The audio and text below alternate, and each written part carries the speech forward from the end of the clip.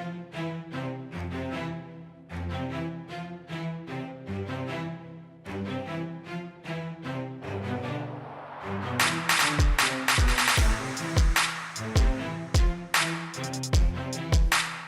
to the Social Chameleon Show, where it's our goal to help you learn, grow, and transform into the person you want to become. Today, we're talking about dismissing ideas too quickly. Sometimes people give up before they even try. Guilty as charged. Yeah, dude. I don't know, man. It's just like some people don't even give things a fair shot. It's like, I think we can. Nah, man, we can't ever do that. Yeah. Like, yeah. And it's always like those like weird, well, my family doesn't do those kind of things, or I didn't come from that kind of background, or I didn't go to college, or I never studied engineering, or. Yeah. And it's just like they let these prepositions of things like stop them. Or what about, I think I'm not even sure people are aware of this one, but like people's personal filters. Your cognitive biases and like that mental barrier that automatically prevents unwanted ideas from entering your head. Like, you don't even you don't even think about doing it. It's just like, no, that's dumb. Right. As the ideas formed, your brain's like, whoa, shut this down. That's too entrepreneurial. This isn't you. It's like, that's not who I am. That's not what I do. And it's like, I don't know. Some of those ideas may be beneficial to you, Hey, you got to wonder, I'm sure a lot of that stems from parents, childhood, and all kinds of things, teachers, and whoever is shutting things down all the time. Like, I was talking with somebody a few weeks ago, and he was asking me, he's like, at 1 year old, like, who was around, like, what your parents, what did they do, what kind of jobs did they have? And I was like, and when we talked about that, and I said, why? He's like, from the research he was doing, that they've kind of found it's kind of seemed like it's concluding to whatever your parents kind of did when you were a baby and kind of 1 year old kind of range, that kind of sets you up for what you think about as jobs and things in the world. If your parents are entrepreneurs or small business owners, like, you have a pre-tendency to like be okay with that kind of stuff, or have like a different view on work and life and things like that. I was like, kind of interesting what he was kind of talking about. But because a lot of people don't really know like these mental barriers or these internal mechanisms or subconscious. Like, a lot of that stuff is not even programmed by you as a person. No, it's not. Like, it's programmed by either your past or things that happened to you in the past, or what people you idolize, either, whether that be people on social media, people on TV, just be aware of that. And then you have the other people too, where, ignorance is bliss. Right. Or is it? Yeah. Hey, not knowing is not a defense. I don't know, man. I don't know. Look at OJ. I don't know. Laura told me that once. Not knowing is not a defense. I was like, so we got to figure this out then. You're just like, but I mean, it's just like, for the most part, right? In everyday life, it works, right? Yeah. Like, I don't know nothing about that. Right. I don't know what that is. Right. So I tried that. Like, well, why are you going 65? I didn't know it wasn't the speed limit here. Well, I did. Here's a ticket for you. Officer. I don't know. Couldn't read the sign. What sign? The one behind you. Damn. Oh my goodness. But sometimes it seems like, I guarantee I played this card of like, you just don't want to know. You don't want to do the work. You don't want to look it up. It's easier that way. It's a good excuse, even if it's not even true. Like, I didn't. I don't know. Whatever. I didn't know, so it's not a big deal. And it's like, motherfucker, you didn't care. Yeah, sometimes it's you don't care, and sometimes it's easier. Sometimes the juice isn't worth the squeeze. But I mean, just those types of things where, like, when you actually don't know, right? We were talking about that in one of the other episodes. Like, if you can't explain something to an 8-year-old on how to do it, like, maybe you really don't know how to do it that well, But that's a better answer though. Like, you know what? I never cared about this. I haven't looked it up. I didn't put much thought into it. I sort of understand it, but I don't know. Like, saying those things to yourself, another person, that's a better conversation. You know what I mean? Right. But saying I don't know is easier. Way easier. It's like, it's just a scapegoat kind of thing. Yeah, exactly. Get you off the hook. Like, I didn't know. Like, nobody taught me. Nobody showed me. Yeah. Motherfucker, you didn't ask either. So.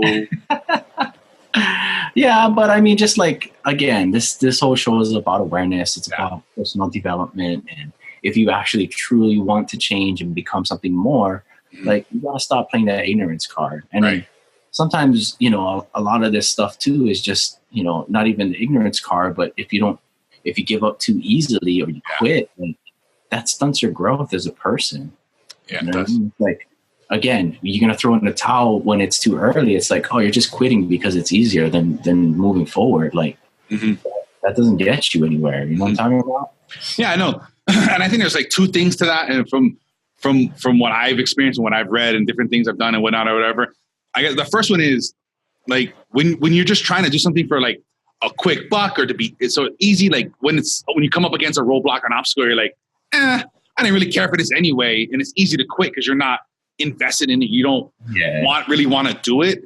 And then the second thing I've read in the past maybe a few years, something like that, it was I think it was Epictetus or maybe Seneca or something like that. He's talking about like, if you never, I don't know the exact quote, but if you never have any obstacles or challenges in your life, then you don't really know, anything about your life. You've never really tested yourself. How sad that is. You've never really tested who you are.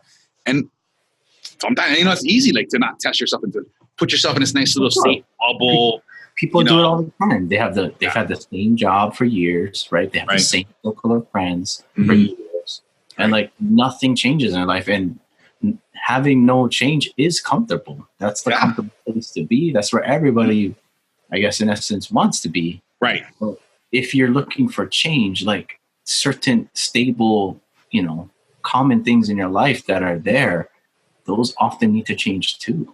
Yes. This whole thing about not challenging yourself, this whole thing about, being ignorant to things or just saying that you don't know, like all of that has to, not even all of it, but some of it has to change at some point if you want growth and you want to change, or you got to go through that cocoon phase before you become that butterfly. Right. Yeah. Yeah. Everybody's an amateur before a pro. Every master was once an apprentice. Like you got to know, like, I got to get there. I got to get to this point, the next thing or whatever. But that's the thing. A few years ago, I kept hearing this thing from, I want to say it was Tim Ferriss. It's like, get comfortable being uncomfortable. And I kept hearing this, get comfortable being uncomfortable. I'm like, that doesn't sound right. I need to go do more of that because I don't like the way that sounds. I don't like the way that sounds. And, that's when I started doing things. Like, I don't like being touched. I don't like being hugged. I don't like people shaking my hand. I don't like none of that. You want a hug, Tyson? I'll give you a hug, buddy. Thank you very much. But I was like, I need to challenge these things. I need to get comfortable with being hugged, being like different things like that, doing different types of things. And whatever's been 2.5 years now, it doesn't even bother me anymore. Right. And then that's the part where you start to like unlock your mind. Yeah. Like, you know what I mean? Like you come up to this wall every time you hit this wall, you hit this wall, you hit this wall. And it's like, okay, all right, I need to stop hitting this wall. It's time to start going over it. Like once you open your mind to that possibilities, like new things become available. Yes. You'd be surprised. Like you think something is extremely hard. Like for me, I thought, being a straight A student was going to be like a hard thing. I mean, don't get me wrong. It was hard, but after a while it's like, hey, like there's a pattern to this. Like, there's actually a way to do it. Like you look at the syllabus, you look at all the points, you need X amount percentage of these points to do such. So it's like, okay, homework is once you start thinking that you can do it, like you start opening your mind to, okay, how is this possible? And then just that common mindset right there, switching from something is impossible to now it's possible. Now your brain starts looking for all these ways in which something can be done, And that's the key. Like you're saying that you unlock your brain. Your brain switches its focus. Your brain's going to focus on whatever your input is. You're saying it can't be done. Your brain's like, yeah, and let me show you thy ways, But then the same goes in the reverse. Like, how can I afford this? How can I do this? How can I get this to do? Your brain's like, all right, let me show you thy ways. Like, let's go. Like, that's key. Like listen, people, that's the key thing right there. Changing your focus. Give your brain the task of, I can. How can I? How do we get this done? That's And that's why when it comes to dismissing ideas quickly, like sometimes people give up too quickly, and like they may give up when the answer is right around the corner, like the answer is right there. And then like the day you give up, like you'll never know that answer is right behind that extra door. Like 3 more doors down, you'd have the answer for what you were looking for. Or, you know what I mean? Like your prayers may have been answered, or your dreams may have come true. but you stop 3 doors away. It's like, you know, I think I want to say most people have seen that meme of that guy, like he's digging a tunnel or whatever, and it's this little sliver of thing, and there's like right on the side of the sliver is like diamonds or gold, whatever it is. He's like walking away, and then the guy on the bottom of the meme, he's still going, and like his path was like farther or whatever it is, but he just broke through it. He got it or whatever. It's like it's a funny little meme that kind of expresses this point. It's like, right. It's like the guy who was right there just gave up. Yeah. And then that way, the guy who just kept pressing on got it. He's like, I dug 3 feet. There's nothing here, obviously. It's like, no, 3 feet, 3 inches was where it was at. Like, right, dude. It just depends on what you're in, dude. Like, you're racing, dude. Like, it don't matter whether you win by an inch or by a mile. Right. But sometimes it goes down to tenths of a second, hundredths of a second, thousandths of a second. Like I was listening to Michael Phelps on Tony Robbins' podcast, and Michael Phelps is like, when he won the 2012 Olympics or something, it was he touched the pad like 1/1000th of a second before the guy, and he won the gold. Yeah. And they had to go out. It was so close. They had to go down to the 1000th of a second or whatever it was to find out who the winner was. But that was all the difference, you know. And you know, Michael Phelps is like, I thought because of the stroke at the end, I lost it, but I reached the pad just that split second before he did. Like, but sometimes that's all you need. I mean, at the end of the day, when you look at the record book, it says gold, silver, bronze. It doesn't say, you know, you don't look at the other side of the column, like, you know. Yeah. No, I mean, some people do. But you know, on the flip side of that, for the people that do walk away, you know, early, it's like, you know, you also got to take the fact that that's not a loss too. You know, failure is okay. Even in that meme, that guy that almost got the diamond and he freaking turned around and walked away, like, you know what I mean? There were value. You gotta take something away from that failure. You can't just be like, oh, this is a failure. You know, failure is a verb. It's not a noun. It doesn't describe who you are. It doesn't describe what you do. You know what I mean? It's just an event. Something happened. It didn't happen for you. And that's okay. Yeah. Like, you gotta be okay with that too. You know? Don't let failure be what identifies you. You know, that's not your worth. You know, you've got to, after you're done crying or whatever it is you're doing, you've got to say, okay, why did I fail? Like what went wrong? Like, what's the after action plan here? Like, what can I learn from this? Like, what are the lessons? Maybe it takes a week, maybe it takes a month, but you got to keep like, man, what happened there? Like, why did I fail? Like, what the fuck happened? You cannot blame everybody else. You've got to start with yourself. You got to start with you and say, what did I do wrong? You know, not my goddamn accountant was stealing from me. That's not his fucking, that's your problem. Why weren't you doing what you had to do to maybe, you know, hire the right person to begin with, or check in once in a while, you know, what's going on? Like, you got to start with yourself and say, why did these things happen? And how can I learn, grow, move on? Happening in the future. Right. You know what I mean? It's like, that's the thing about failure. Like, that allows you to learn about yourself. Mm-hmm. And if this failure was something that was, you know, AKA not your fault, it's like, well, okay, how can I prevent this in the future? How can I prevent this external source or this outside force from coming in and making this failure? What things can I do within my control to help prevent that in the future? Like, those are the things that, you know, that make failures a victory. Those are the things that, you know, in the event that you do give up on an idea too quickly, like, don't just let that go. Don't just play that ignorance card again, or that bliss card, or, you know what I mean? Oh, that wasn't my fault. Like, figure it out. Yeah. Like, take that time to learn. So that way, the next time you won't give up that easy, or the next time you have that problem, you'll have something in place that's going to take care of it. You know what I mean? Yeah, that failure can and lots of times leads to success. So you've got to go through those failures. You've got to, but if you're not learning from them, you're constantly blaming others. You're blaming the economy. You're blaming this. You're blaming the knockoffs in China. You're not going to have an opportunity to learn what you're doing wrong, what's happening. Am I micromanaging too much? Am I hiring the wrong people? Am I constantly bringing out our friends and family and they're not doing their job? Like, what is it happening? It starts with you. It stems with you. Yeah. And then I guess taking a step out from the micro and looking at the macro of things, like, most good things come after the slump. Right. Mm-hmm. Just like anything in life, after recession comes expansion. Yes. After expansion comes recession. Like, these are the cycles of life. These are the things that, you know, all in all, they happen all too often. Yeah. For everybody involved, not just you, not just me. Like, it happens. Sometimes you go through a slump. You know what I mean? And it's just like sometimes you got to take a few losses before you get the win. So it's not always a bad thing. And that's when you've got to know what you're fighting for, what you're doing, why are you doing these things. So when these slumps come, the honeymoon phase is over, the sizzle is off the steak. You've got to know, okay, I know this is coming. This is the hard part. This is the trenches. I've got to work through this. I've got to push through this because I know on the other side of this, it's going to be the victory. It's going to be the next thing. It's going to be the catalyst that I'm looking for, whatever it is. You've got to fight through that, knowing that this is where everybody stops. And if I go beyond this, this is where nobody's at right now because everybody stops here. And I've got to be the one that goes past this and gets beyond this so that I can invent this thing, push the boundaries, be under the 4-minute mile, whatever it is that these things that are out there that people are, have said can't be done. We can't go to the moon until we want to. And you know what I mean? All these things, that's the key distinction. That's the new thinking that you've got to have.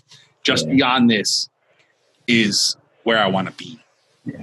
And then in the other 3-dimensional realm of things, it's like sometimes because you failed out what you originally wanted to accomplish, that doesn't always mean that you can't accomplish something else. Right. Like the guy that invented the Post-it note. Mm-hmm.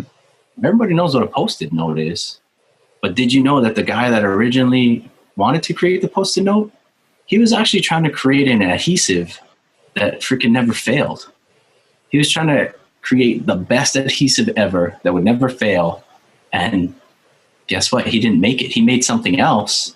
But he took that little adhesive that he did and he put it on these papers and he created Post-it notes. Like, it takes, again, if you open your mind to possibilities, right? Like, what is the goal? Like, I wanted to create this super cool adhesive to begin with, but that's not what I'm ending up with. Like, the flip side of that is how can I open my mind to take this failure and create it to something that's a win? Yeah. It's like WD-40. That's the 40th rendition of water displacement formula. 40. I went through 40. Finally got it. 40. 39 times you failed. Yeah.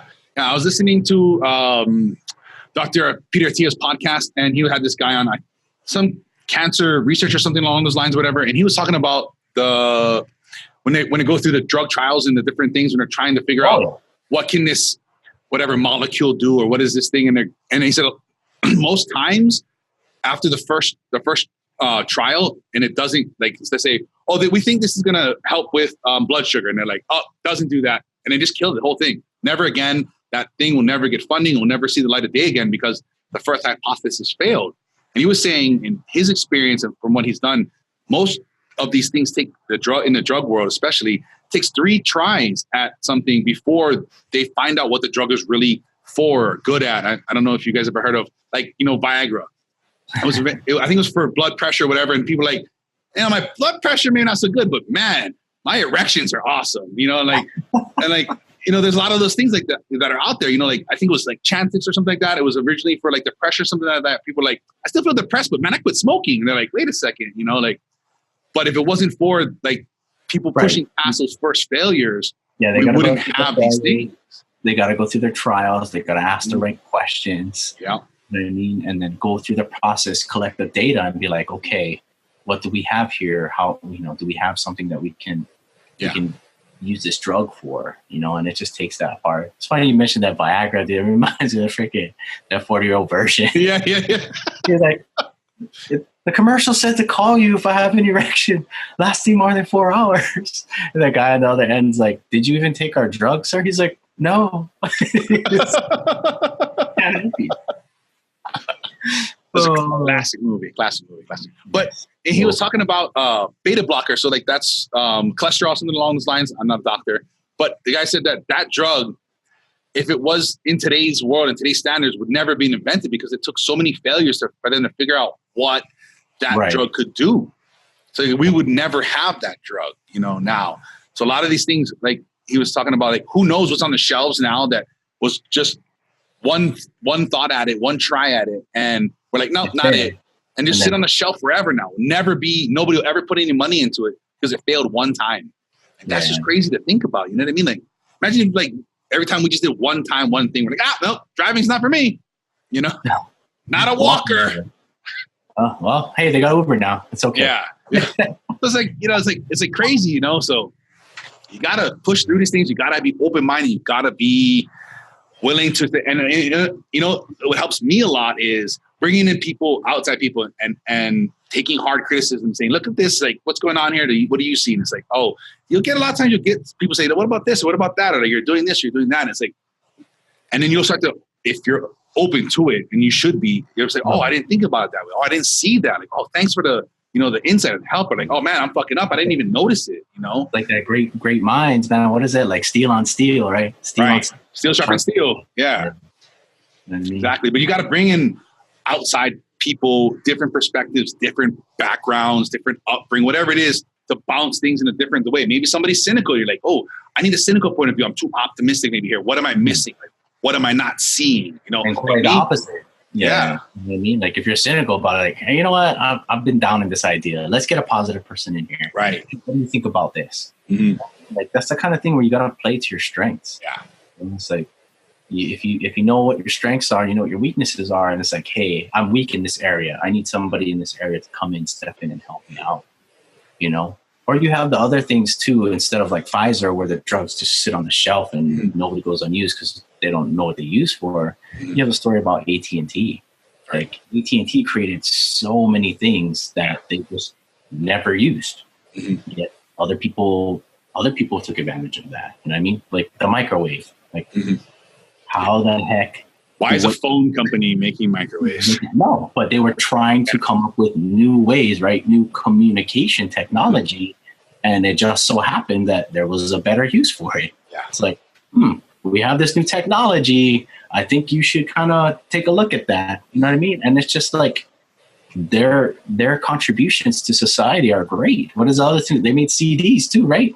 Yeah, right. See, and, I don't know. Be careful who's watching this. Yeah. You guys may not know what compact discs or cassette tapes or 8-tracks are, but CDs, man, those things were big back when I was a kid. That was, man, those big binders of 700 CDs like that. I was up. Man, I think I still got one in my closet, dude. You think texting and driving is bad? Try looking through a CD book on your seat as you. God, where's that damn CD? I'm on page 12 already. I don't know. It's like sticking it in and you're driving over speed bumps, like your song is skipping. Yeah. They hit the bump too hard. Gah! But, you know, it's just like, you know, again, things that just we would never have in today's society had somebody not created a failure, you know? Yeah, and I heard something about, too, they created like the transistor, and they had the patent, and the government had something when their monopoly was being broken up. The government said, you got to give these out and let people use them for free. And that's what birthed like the whole computer industry. If it wasn't for that patent being released, who knows where, you know, how long it was taking us to get computers and different things along those lines. And that's the thing. I guess the key point is you know, maybe you're not the right guy for the idea to carry it forward any further than you have, or whatever. Share those ideas with people. Like, find something like, hey, listen, I got this idea for this thing. It's not me. It's not my thing. I don't want to take care of it, but I think something that could be good in the world. Like, here's is for you. Take it and run with it. And, you know, be okay with people taking your ideas or sharing them. Maybe even you get it a little bit down the road and you sell it off and say, I'm not the guy to take it from 1 store to 2 stores, but I think it can go somewhere and you can sell it off or partner with somebody or whatever. Like, don't limit your mind to, oh, that's not me. That's not my thing. Or I don't know how to do this thing. There's so many people. Yeah. It's like, you know, it doesn't have to be a failure. It can be somebody, or, you know, if you're just letting it go and it's going to become a part of society that you contributed to silently, you know, let that be too, man. You can be at peace with that. There's a lot of good things that good deeds don't go unpunished. Right. You know, and just coming to all of these things too, I guess we kind of talked about little examples, you know, up to this point in the show about dismissing ideas too quickly. Now let's kind of get into, I guess, how the thought process of, you know, how can we start accomplishing these things? You know, and my first thought is, instead of dismissing an idea altogether, just kind of put it low on the priority list. You know what I mean? Or something that you used in the last ditch effort or the worst case scenario. Like, let's just say we're trying to come up with an idea for X, you know? the first idea that Tyson comes up with, because he's such a genius, is an illegal one. And we're like, this is true. You know, you know what I mean? But instead of just saying, oh, Tyson, that idea is illegal, let's dismiss it. Why don't we just say, okay, Tyson, I like your idea. It will get us where we need to go, but it's illegal. Why don't we just put that on the bottom of the list?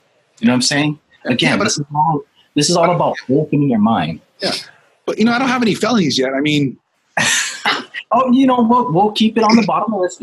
Again, we're going through the process. We're adding something to the list. Right. You know what I let's have come up with the next idea. Add that onto the list. You know what I have on my in my note app? I have a thing called idea inbox. Every time I have an idea for something, like, oh, that's interesting, I might want to think about this later, I'll note it down in there.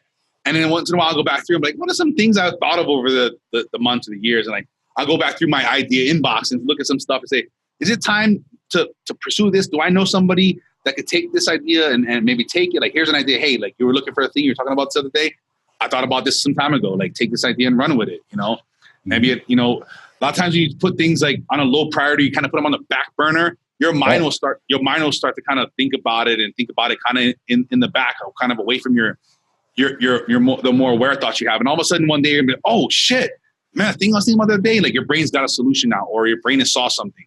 So yeah, bring that on the back burner. Let it sit there. Let it idle. Like, don't just be like, can't do it, not happening, not me. I'm not the kind of guy. I'm not from that kind of neighborhood, or whatever. Like all these different excuses we have. Yeah, whatever it is. And it's again, this is about training your brain. This is about developing new patterns in life. It's just like the same thing of just come up with a way to test new ideas. Yeah. It's like, okay, there's this new idea coming in. Instead of automatically rejecting it, just be like, okay, what are the benefits of this new? I mean, I obviously see the downside. Originally, it's illegal, but what is the benefit of this? Right. You know what I mean? We get us to our goal. Okay, that's illegal. Okay, how can we take that premise and like where can we find a legal way of doing it, or how can we make that not illegal by doing it like this, or we take this component out and we put that in. Now it's not something illegal. Whatever. You know what I mean? Yeah, and it's just like you got to come up with ways to test this idea instead of outright rejecting it. You know what I mean? And it's like just coming up with this thing instead of just dismissing it altogether because of some mental barrier that you had in the past. Like you develop this new process where an idea comes in, you test it, and then from there it's like, okay, it's either for me or it's not. And with the internet nowadays, and so many things are cheap or free or whatever it is, it's so easy to rapidly test these ideas. Put things together real quick. There's softwares, there's things. Ask your friends, like, hey, here's a prototype I built in my garage over the past 3 months. Like, I know this is rough, but check it out. Would you buy it? Yes. Give me $20. Yeah, it's crazy. You got all kinds of things out there. YouTube, Instagram, put it out there. You can research stuff.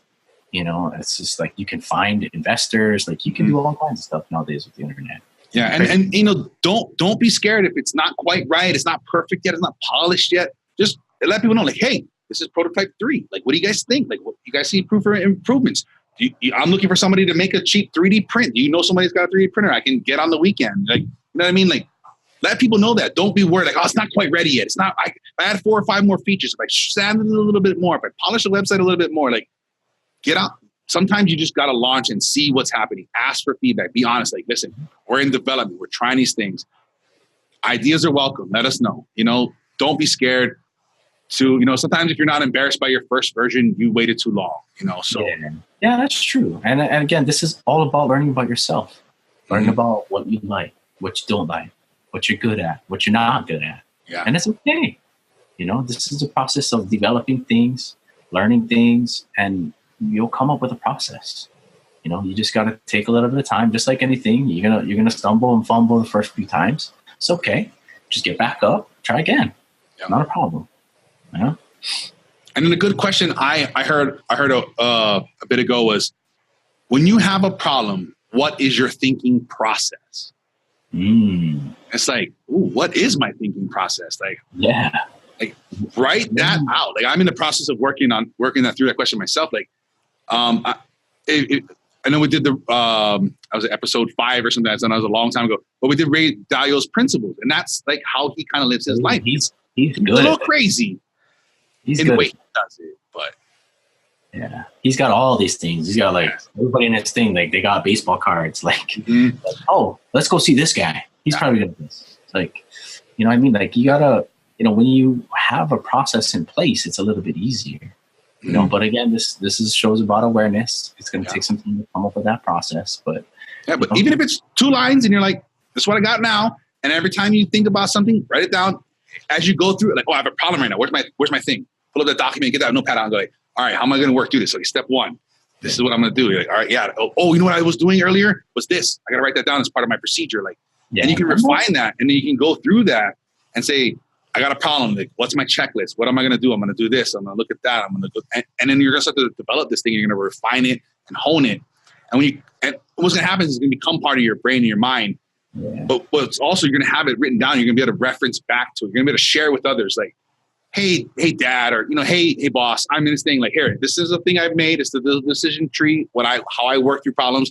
Give it a look. Like, this will help you fight. And it's funny because what you're describing is actually very relevant in the medical field, especially healthcare.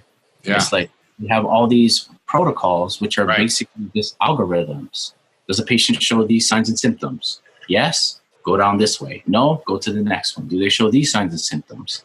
Yes, go this way. No, go that way. And it happens all over the place. Even computers. Computers have algorithms all the time. All the time. You click on one thing here, does this, does that, goes all the way down the checklist. Yeah. Like, if yes, why? If no, if yes, if no, yeah. Yeah. Like these are basic protocols in any standard practice of any healthcare. These are algorithms that all computers run. Any program, when you play any type of video game or go through any type of interface that has any type of decision, you know, binomial code, whatever, making process. Yeah. And yes, or 1 or 2. And just go down the line from there. Like, it seems complicated, but again, open your mind. Just open your mind and go to this. And it doesn't have to be. And if you haven't listened to the episode prior to this, like, keep things simple. It doesn't have to be complicated. Stop saying, "Oh, this is complicated." No, it's not. It doesn't have to be. Like, it doesn't have to be. In the simplest form. Make it simple, and then you can come up with a simple decision tree. Like, these are the things I need to think about before I quit, before I cut investment, before I do these things. Like, have I evaluated these things? Have I gone through these things? Have I seen my 3 advisors that are the people I've built trust with over years, and then get their opinions and outputs and outlooks on things? Have I gone through all these things? Yes, cut investment. No, double down. Whatever it is, however you work out your shit. Well, that's always a tough dichotomy. You know, it's like when to quit. When to quit. You know, it's like, have I expended enough resource? Because that's always a good question. Yeah. Like, you know, but then again, you also have to think about how much resources do you have? How much money or time or, you know, erasers or whatever you're trying to make. Like, how much wood do I have that I can actually use to make this sculpture? Like, you know, I mean, you got to think about the resources that you have and expending those resources at what cost, you know?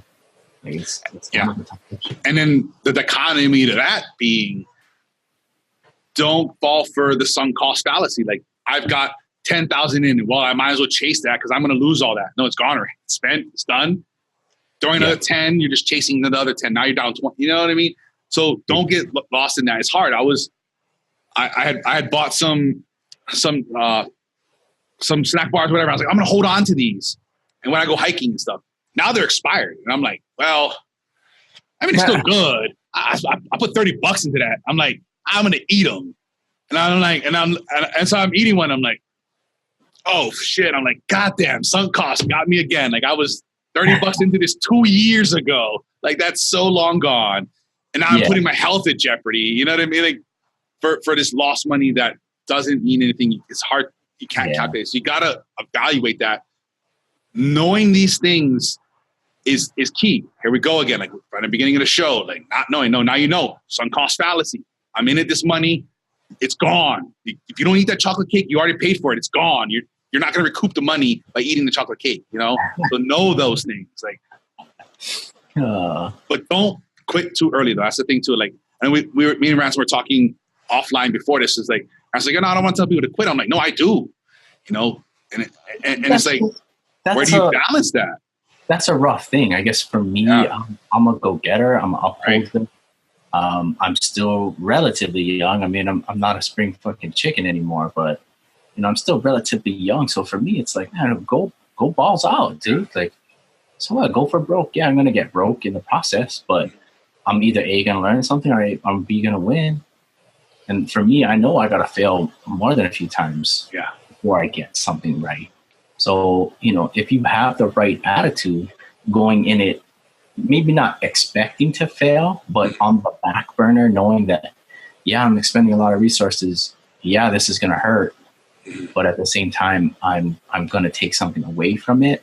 Like, if you have those things on your side, for me, it's been, failure's been we had a whole episode, right? Episode 7, all about failures. Like, it's been a very rewarding process.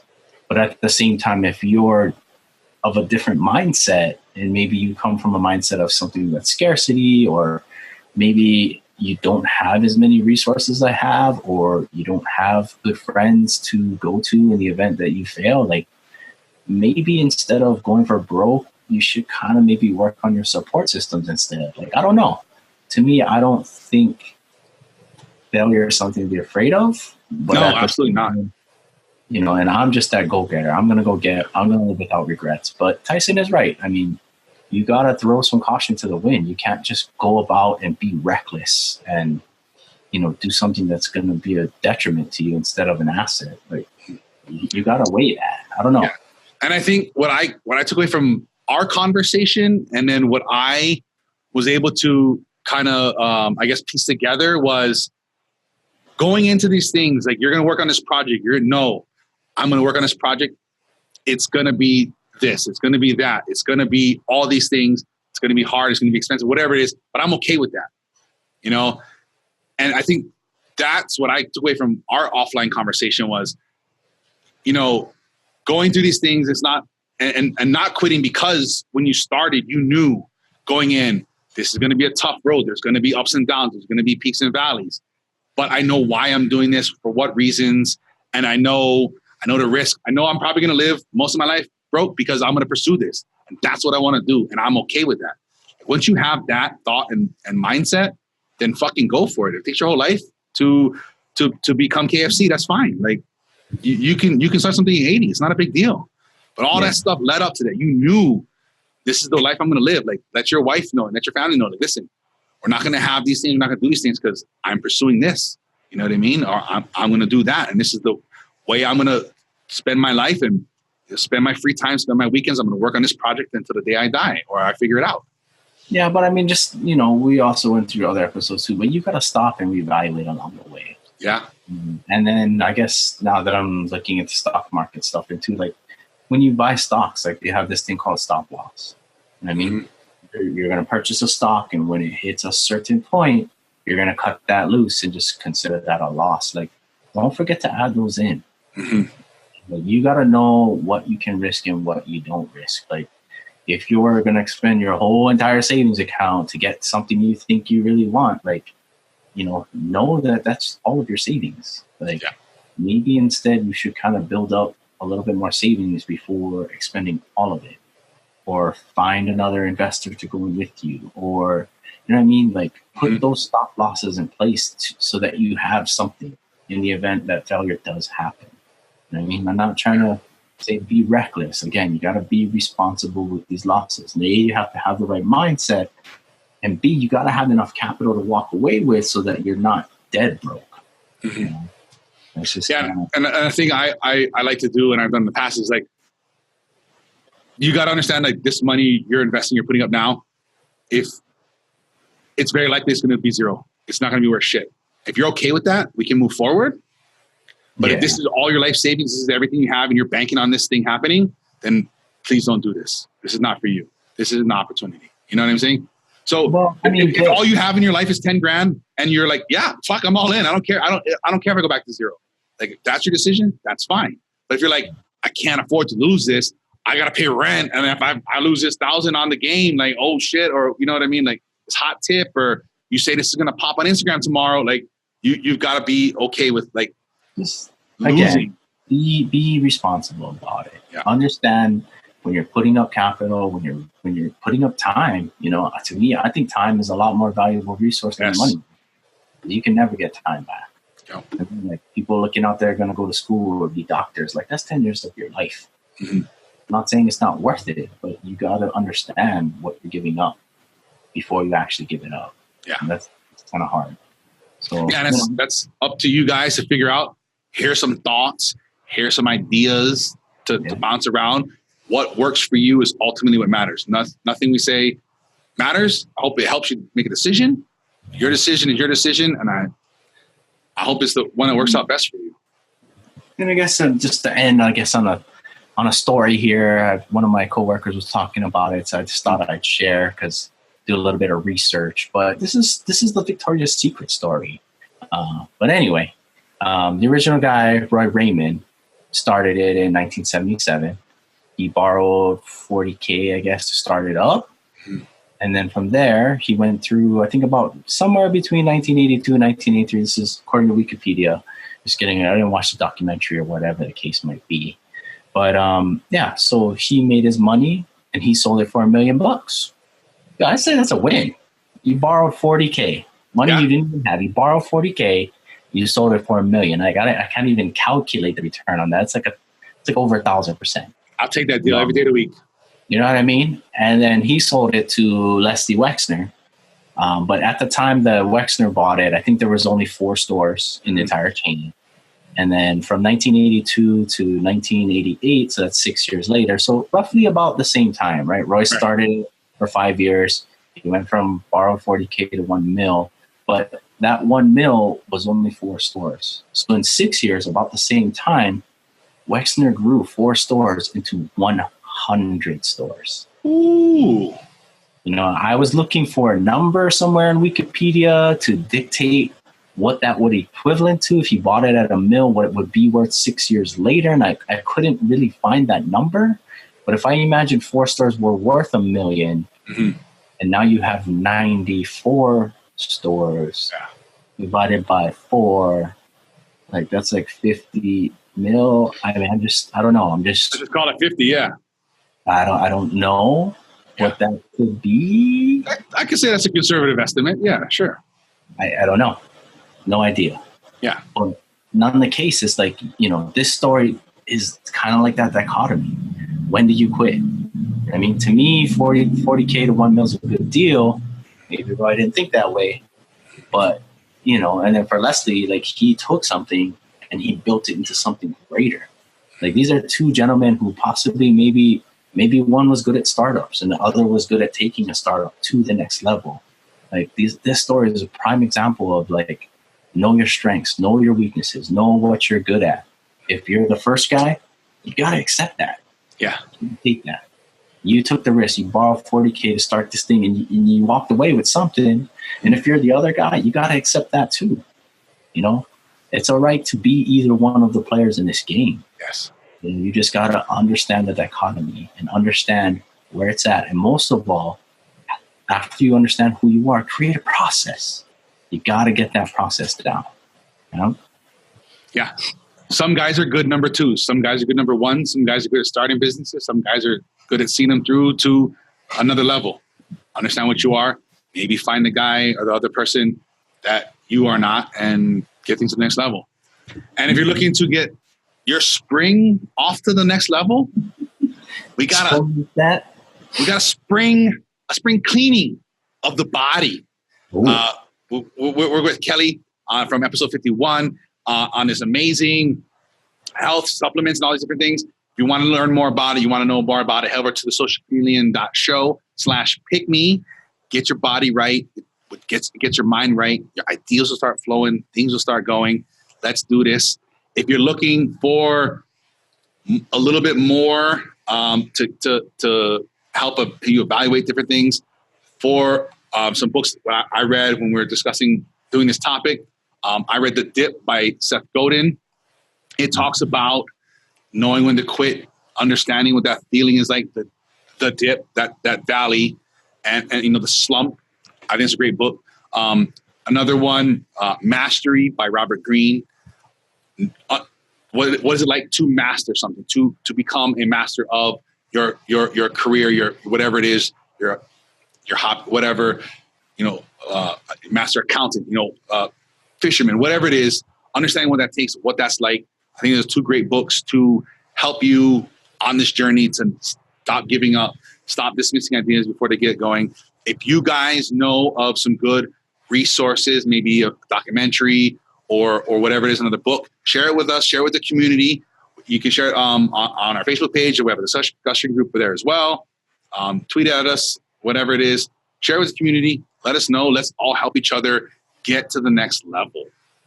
Yeah. And then with that, go ahead, Rance.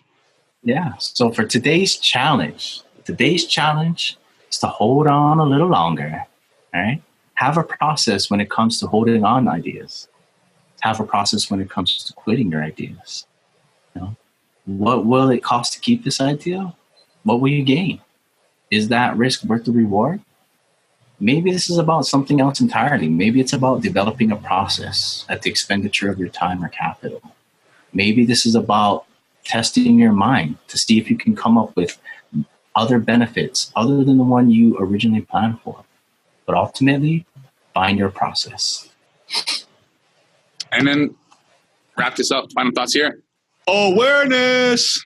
In order to develop this process of holding on or letting go, you have to know what is important to you.